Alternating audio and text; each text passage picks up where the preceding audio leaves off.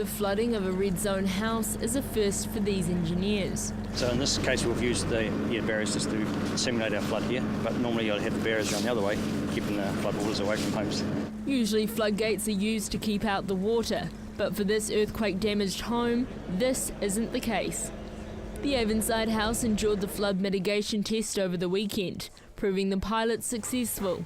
John Mackey, the unit transport and green space manager, says the team are very pleased with the results. The engineers spent the weekend monitoring the flooded home. By Saturday, they were already seeing signs of success. I'm pleased to say that it's carried on for the next few days, adequately holding those floodwaters at bay. So it's had 900 millimetres of water up against the perimeter of the building since Friday, and it's showing very good signs of resistance to the flooding. Christchurch City Mayor Leanne Dalzell established the Mayoral Flood Task Force due to the heavy rainfall floods in March and April of this year.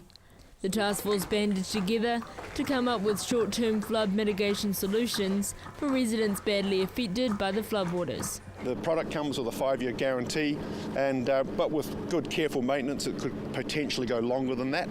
So it certainly covers that period of time while we work on the longer-term solutions of pumping, stop banks, those solutions that take years to develop and deploy.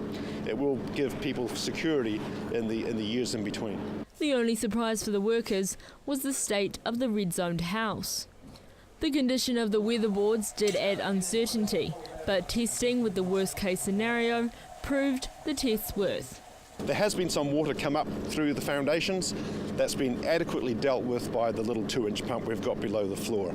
The floodgates at the doors have functioned very well, not letting any water through, and the air valves that we've deployed on the ventilation holes around the basement, around the footings, have performed very well as well. The next step is writing up the results for the Christchurch City Council. The engineers will put together a report making it possible for homeowners to install the pumps themselves. Joelle Batista, CTV News.